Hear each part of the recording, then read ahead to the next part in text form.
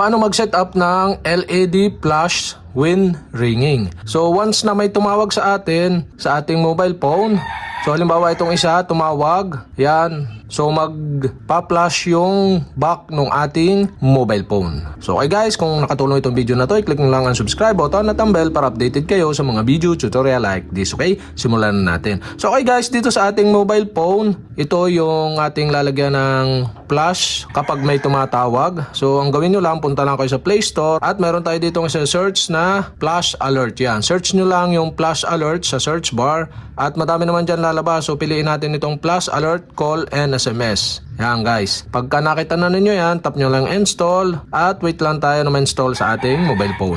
After nyo na ma-install guys, pwede nyo i-open dito or punta kayo sa apps. At una, ganito ang lalabas. So mamimili kayo ng language, select natin yung English, tapos tap natin yung check button dito sa kanan taas na bahagi at tap na natin itong next button dito sa baba, tapos tap din natin next uli, tapos tap natin yung go. Yan, ito na lalabas. So naka-off siya. Off status niya is off. So dito, para ma-turn on natin kapag may natawag at ating i-enable yung nailaw sa likod or nagpa-flash, so tap natin itong incoming calls. Tapos tap natin itong allow sa baba. Tapos ito sa pop-up, tap natin allow. So ito na yung switch button. Status is off. Ito turn on lang natin yan. So pwede din nating i-try kung nagana ba yung flash, kung gaano kabilis yung flash. Yan, tap natin itong test. Yan, kita nyo, nagpa-flash na yung likod, oh. Yan, guys. So, stop na natin.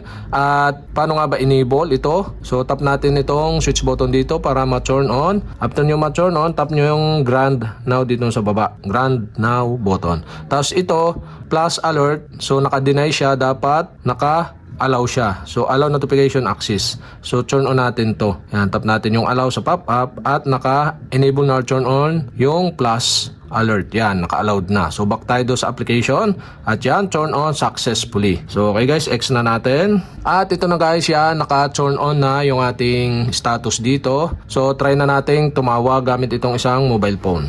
Yan guys, dadial na natin. Yan, wait lang nating mag-ring dito sa kabila. Yan guys, kita nyo, nagre-ring siya guys. So, tap na natin or accept na natin pagka gusto natin i-accept. Yan, nagpa-flash na siya while ringing guys.